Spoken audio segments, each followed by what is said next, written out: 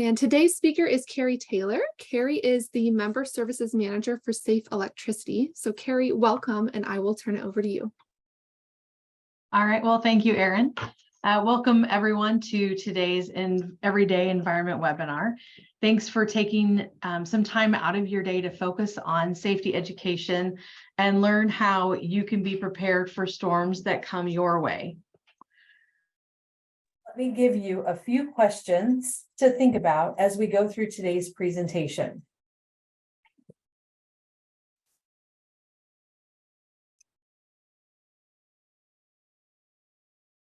Sorry, I want to make sure you can still hear me okay. Okay.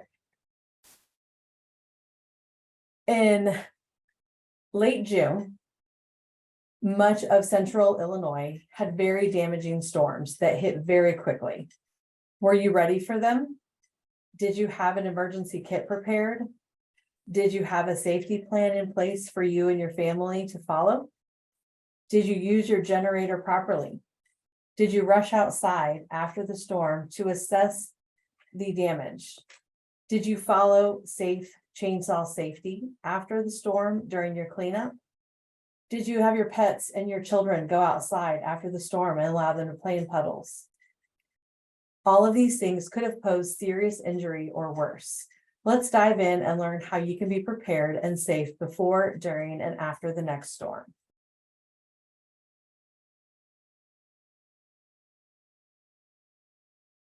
Let me start by sharing just a little bit about the Safe Electricity program. Safe Electricity is a nationally recognized award-winning multimedia public awareness program. We have more than 500 utility members across the country, and we provide information such as safety resources, videos, infographics, social media images, and text posts, youth resources, videos, and infographics, like I said, everything in between. And those resources help to complement the safety education that our utilities and educators have been using for 20 years. We recently created a storm safety series video, and today and during this webinar, I'm going to show you a few of those videos as we go through and help you learn a little bit more about how to be safe during, before, and after a storm. And just a side note, the resources that Safe Electricity creates, they are vetted by a team of professionals. So our utility members can use those resources in their communication plans to prevent injury and save lives. National Preparedness Month is an observance each September to raise awareness about the importance of preparing for disasters and emergencies that could happen at any time. You can learn more about it at ready.gov/September, which is the website listed on the screen. Excuse me. And here are 4 steps that we're going to talk about just to keep in mind for preparedness. Step number 1, learn your risks and responses and be informed. You can receive life-saving important alerts no matter where you are, home, school, work, etc. There's wireless emergency alerts. There's the NOAA weather radio. Social media can share some weather and safety information, and that can be relayed through there. However, please remember, it is not an official means for receiving important life-saving information. Know which natural disasters can occur in your area and how to prepare and stay safe. Remember to plan for things such as pandemics, terrorist attacks, etc. And make sure you know where the nearest shelters are, as well as the appropriate evacuation routes and plans for specific situations. Step number 2, make a plan. It's very important to make a family emergency plan that can be put into action as soon as disaster strikes. Make sure to include plans for children, seniors, disabled, and don't forget about your pets. Step number 3, build a supply kit. A supply kit is a must when planning for potential disasters. You need to make sure you and your family have the necessary food and supplies to sustain you until the power returns or help arrives. It is also important to keep the kit maintained by keeping your food and water fresh and supplies working properly. It is typically best to store the kit along with any pet supplies in a closet or in the basement. And step number 4, find opportunities to support community preparedness. There are many ways to get involved before disaster strikes. So ask yourself, how can I help? Well, one way is you can volunteer for CERT, Red Cross, Neighborhood Watch, Fire Corps, Civil Air Patrol, and the American Radio Relay League are just a few. So how did National Preparedness Month begin? Well, September 11th, 2001. Obviously, we all remember what happened then, and the US government took steps to encourage citizens to make their own survival preparations for whatever the case may be. And then in September of 2004, the month of September was chosen because of the 9/11 attacks.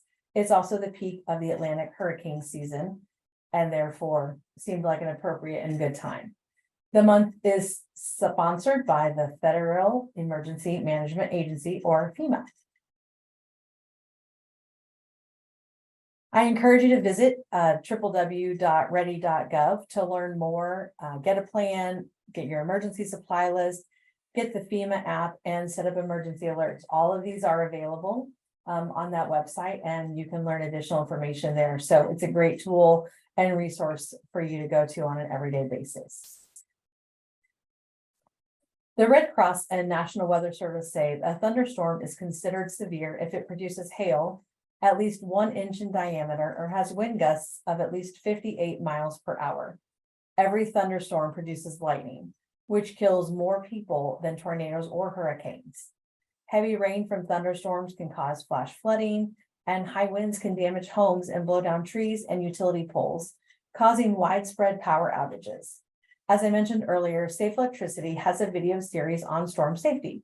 Let's go ahead and watch this short video on types of storms.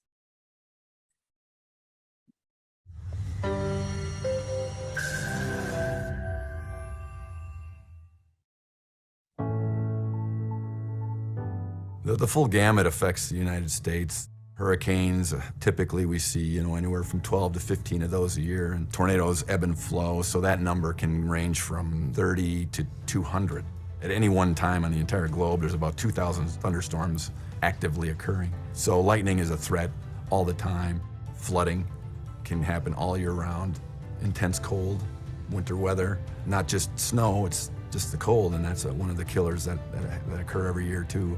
Heat is the most prevalent one across the United States, and the area that sees the intense heat is expanding. The heat fatalities on average over a 30-year time span, it's about 150 people a year are lost from heat. And then when you go into flooding, it's about 130. And then tornadoes are the next, and that's about 100 to 110. All seasons produce some type of hazardous weather. The difference between a watch and a warning, any kind of watch basically means the ingredients are present for severe weather to develop.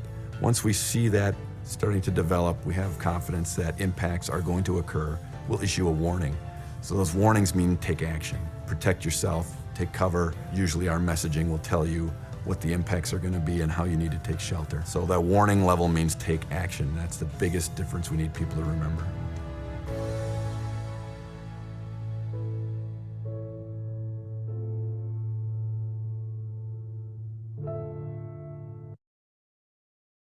Let's do a review of the statistics on types of storms and weather given by Edward Scheinman, and that's our chapter 2 of our storm safety series. Hurricanes, there are typically 12 to 15 a year in the US. Tornadoes ebb and flow depending on the year, but range from about 30 to 200. Thunderstorms, at any given time around the entire globe, there are about 2,000 thunderstorms actively occurring. Flooding occurs year-round and leads to about 130 deaths per year. We just had flooding here yesterday, some. Heat-related deaths are very prevalent, and areas in the US that are seeing intense heat are expanding. Heat fatalities are over a 30-year time span is about 150 people a year. And cold weather is not just ice and snow, it's the extreme temperatures. Preparing for a storm and having the appropriate methods of communication set up are very important so that you can stay informed on watches and warnings, power outages, damage, etc. Have a weather alert app installed on your phone so that you can get alerts and follow guidelines. The National Weather Service has mobile.weather.gov, and the Red Cross has an emergency app you can download. We'll talk a little bit more about emergency kits later in the presentation, but now let's go ahead and watch this short video on preparing for a storm.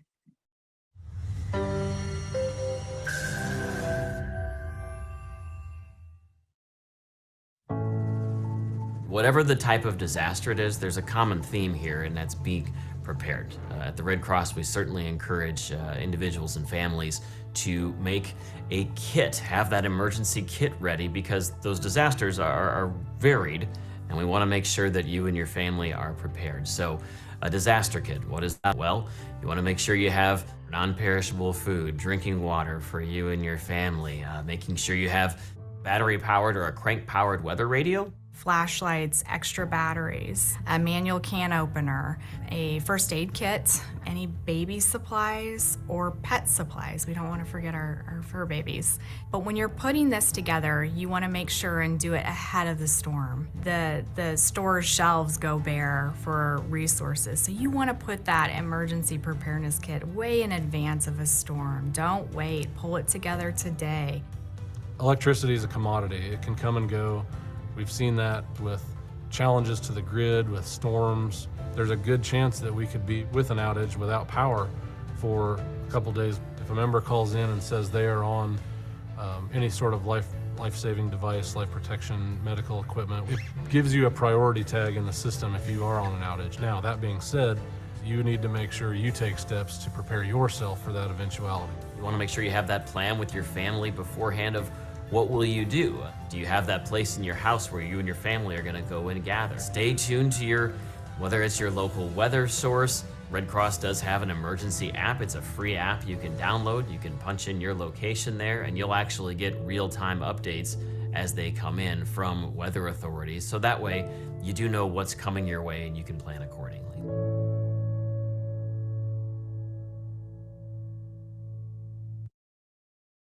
Okay, so do you know what the difference is between a watch and a warning? Do your kids and other family members know the difference?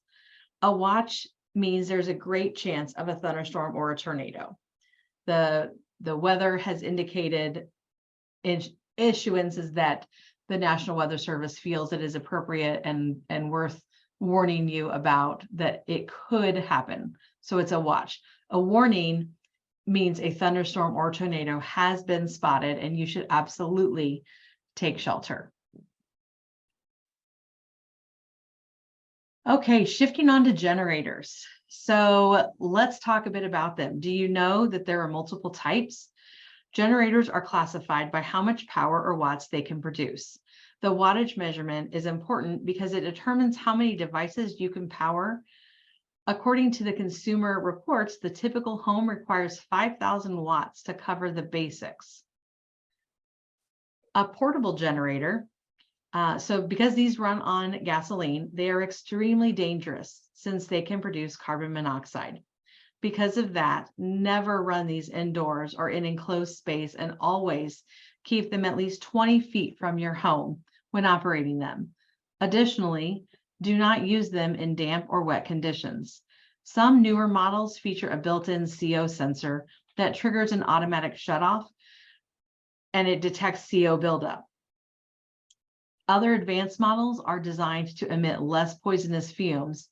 Both of these safety features do help to save lives, and the prices for the portable generators range from $400 to $1,000.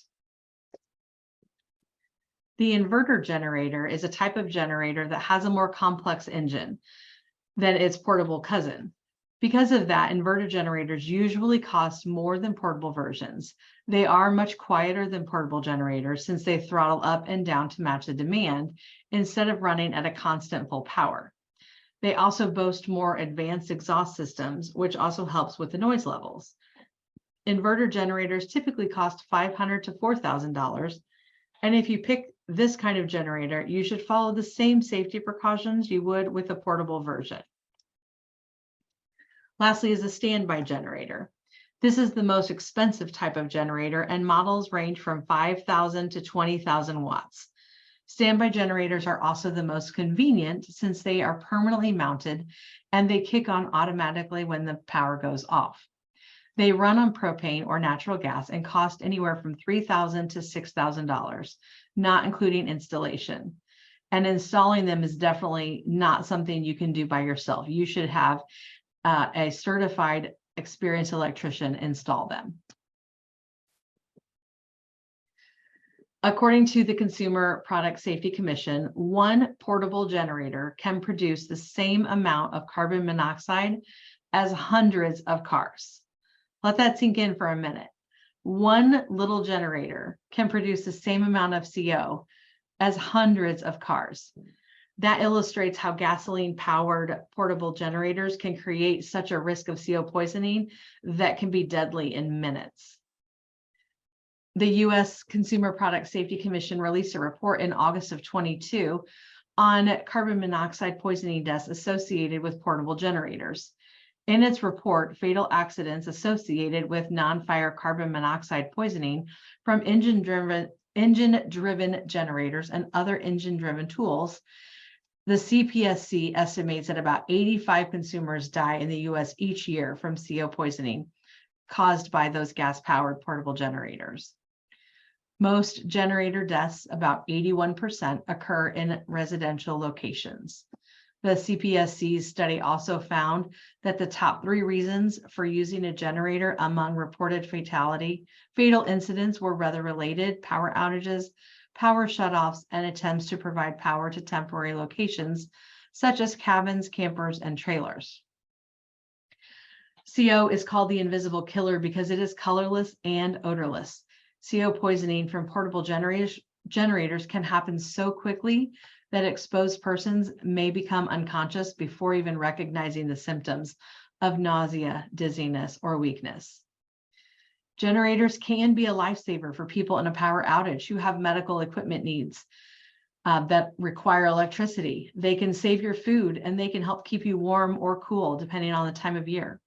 However, they can be very dangerous, even deadly, if not used properly.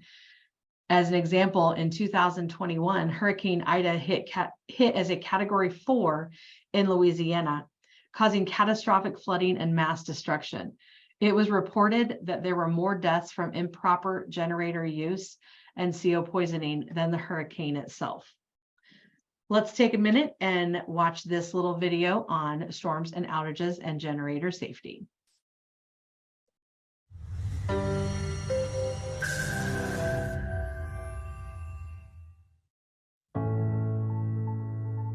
When it comes to power outages, they can last for hours, days, weeks, depending on just how big the storm is and how much coverage area has been damaged. So let's say there's a disaster and you have lost power to your home. Generators, of course, can come in handy, but you want to be very safe with those. For starters, never run a generator inside a building. That could lead to carbon monoxide poisoning, which unfortunately could be fatal. People might buy a standby generator, power something in their house to do some cooking, run an AC, run some fans.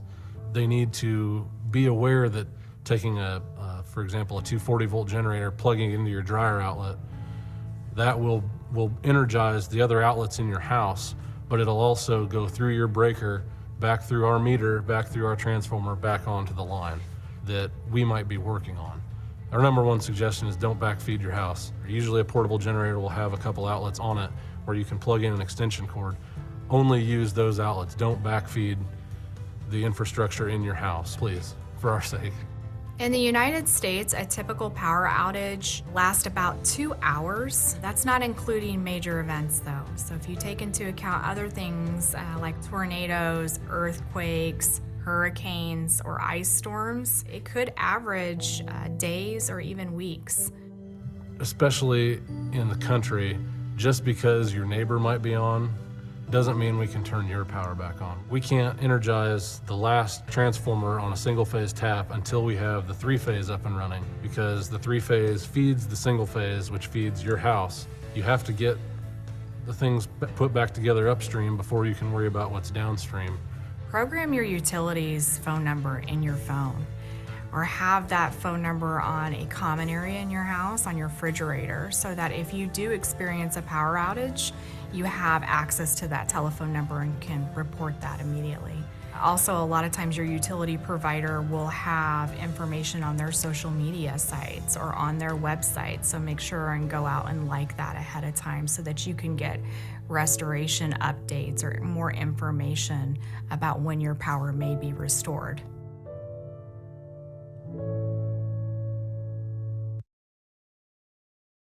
Okay, so if you have a generator, plan to get one, or know someone who has one, please follow these steps to use it safely. Never operate a portable generator inside a home, a garage, a basement, a crawl space, shed, or on the porch. Opening doors or windows will not provide enough ventilation to prevent the buildup of lethal levels of CO. Operate portable generators outside only and at least 20 feet away from the house, and direct the generator's exhaust away from the home and any other buildings that someone could enter, while keeping the windows and other openings closed in the exhaust path of the generator. Check that the portable generators have had proper maintenance, and read and follow the labels, instructions, and warnings on the generator and in the owner's manual. If it's wet outside, make sure to keep your generator dry by placing it on a tarp and position it under a portable canopy, not a carport.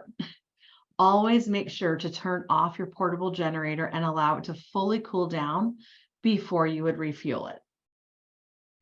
And never ever plug a portable generator into a wall outlet, as that can cause backfeed. So the video mentioned a little about backfeed. So what is it and whom does it hurt? Well, backfeeding is illegal and very dangerous. Electricity comes into your home from utility lines. Before entering your house, a transformer throttles power to 240 volts. In your home, electricity routes through a circuit breaker and travels to appliances, lighting, and outlets. Simply put, backfeeding involves connecting your generator to an appliance outlet, like a dryer outlet, and allowing electrical power to flow in reverse. As a result, the energy moves backward to the electrical panel and throughout the house. So even if you think it's a harmless shortcut, you might be asking yourself, is backfeeding a generator really illegal? The answer is yes. It's always dangerous, and it unbalances electrical loads and strains generators. If you don't shut the main breaker off, power will feed back to the utility line outside your home, potentially shocking a maintenance worker. You would be responsible for the injury or death in these situations and could be criminally prosecuted. So it is definitely worth making sure you are using it correctly. There are transfer switch, and if you read all of those instructions on your manual, then you can follow that. All right, so we talked about generators and how they can produce more carbon monoxide than hundreds of cars.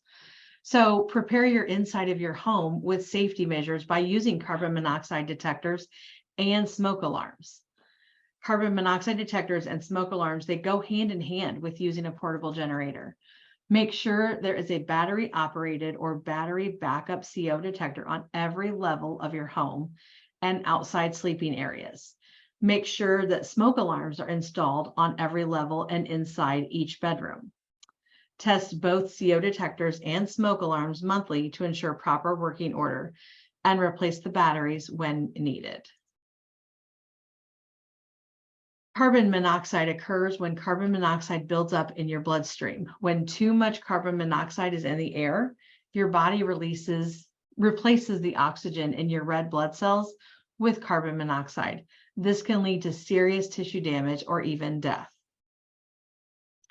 Carbon monoxide is a colorless, odorless, tasteless gas produced by burning gasoline, wood, propane, charcoal, or other fuel. Improperly ventilated appliances and engines, particularly in a tightly sealed or enclosed space, may allow carbon monoxide to accumulate to dangerous levels. If you think you or someone you're with may have carbon monoxide poisoning, get into fresh air immediately and seek emergency medical care. We spoke earlier about an emergency checklist. So here's an example for you. The contents that you should include in your emergency kit and your emergency to-go bag: bottles of water, non-perishable food, portable phone chargers, flashlights, batteries, can openers. Make sure it's a manual can opener and not an electric one. First aid supplies, including towels and rags, hand sanitizer, prescriptions, pain relievers, warm clothing, blankets. You might want to even include a pillow or two, battery operated radios, extra batteries, toys, books, and games, important documents, money, your baby supplies and pet supplies. Don't forget about those. Check them once or twice a year to make sure that the items haven't expired and that they haven't been removed. And along with the list of general items, some are listed on here, but make sure you're thinking of things that you'll need specific to you and your family. So specific pet food or prescriptions, backup eyeglasses, medical equipment, and so on. You can expand on the recommended items, of course. And a to-go bag is a kit that you have ready for your car in case of an evacuation. So it's going to be similar to the in-home emergency kit, but it should also include things like extra clothing, important paperwork, and cash. It's also very important to know how to keep your kiddos safe and help educate them so they know what to do. Let's watch this video on our kids and storm safety.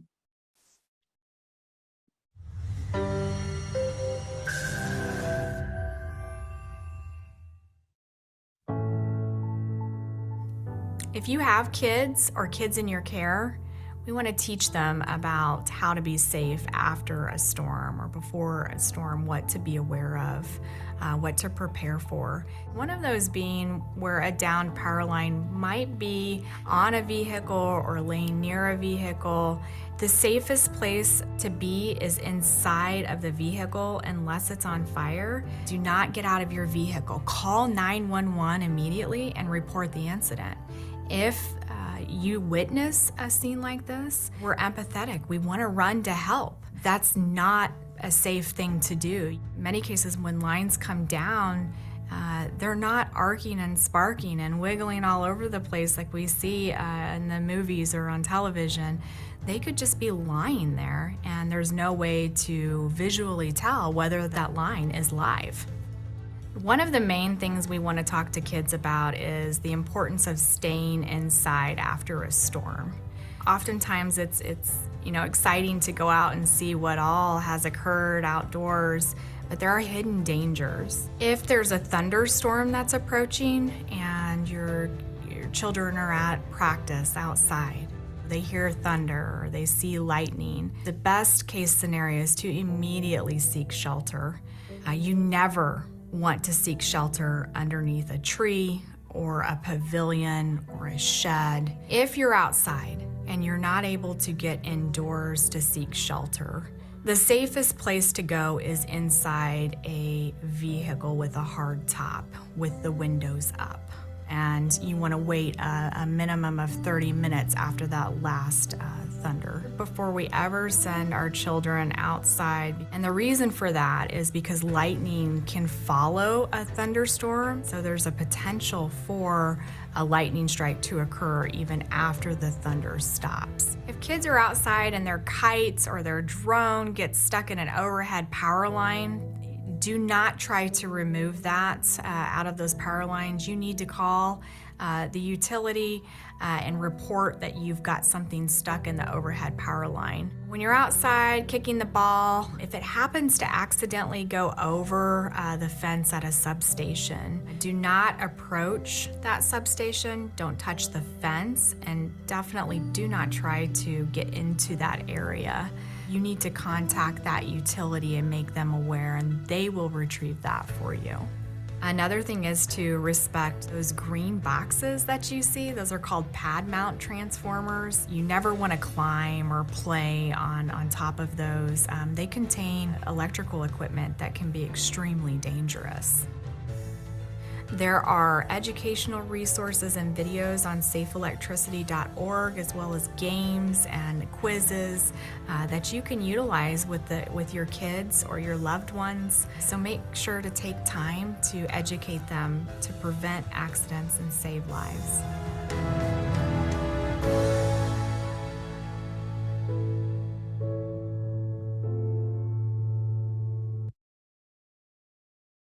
Okay, so let's summarize the weather-related video tips that we just heard about in that video. One, teach your kids and your teenagers, and others for that matter, to stay in the car or cab if they have been in an accident involving a downed power line. Wait until the electrical utility crew gives the go-ahead to get out of the vehicle.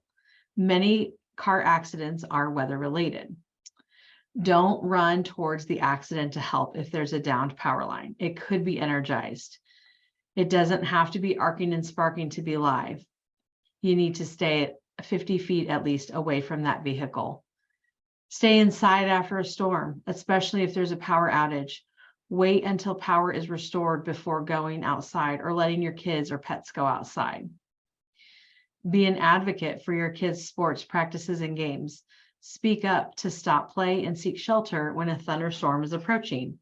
And do not seek shelter under a tree or a shed. When the thunder roars, go indoors. Wait 30 minutes after the last thunderclap before you resume play. Lightning can follow that thunder, and so you need to wait that 30 minutes and then you can presume it is safe to play. So how and where should you seek shelter during a severe storm or tornado alerts? Well, if you are at home, go into the basement or the inside room without windows on the lowest floor of your home, like a bathroom or a closet or a center hallway. But do not seek shelter in a room with a water heater or a furnace if at all possible. Go to the center of the room since corners tend to attract debris. Cover your head with a blanket if possible.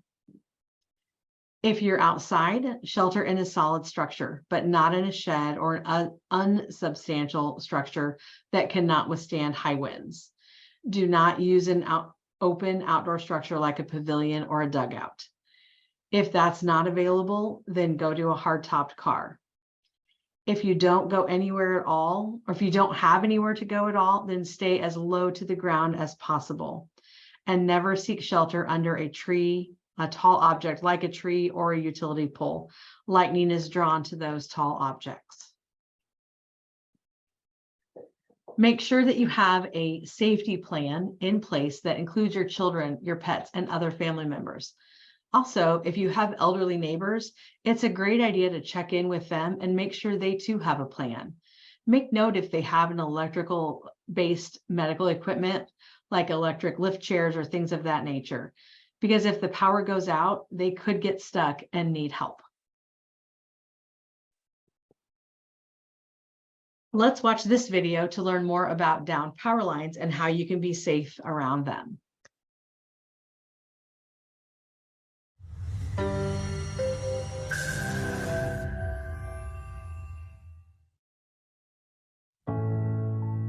A downed power line looks exactly like a power line that's still in the air. Electricity is something you can't see or hear or taste or smell. Hollywood has given us some sort of idea that if there's a downed power line that's going to be crackling and smoking and there's going to be flames shooting out of it.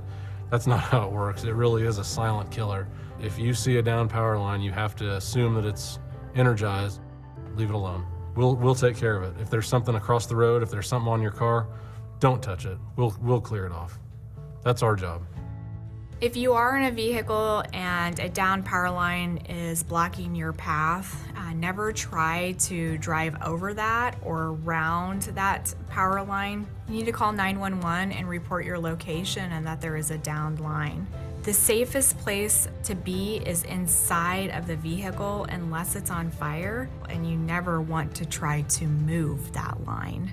If you witness a scene like this, we're empathetic. We want to run to help. That's not a safe thing to do. You need to report that. First responders wait for the utility to come out and cut the power, make sure that that live line is actually dead.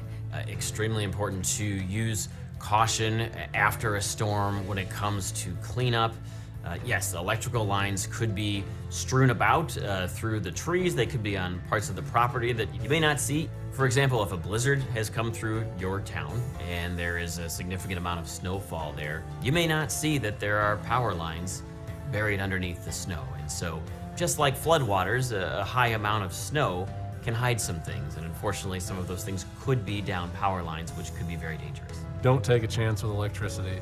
When your fight or flight response kicks in and you think, maybe I shouldn't do this, you probably shouldn't. Call us, call an electrician. Don't take a chance, it's not worth it.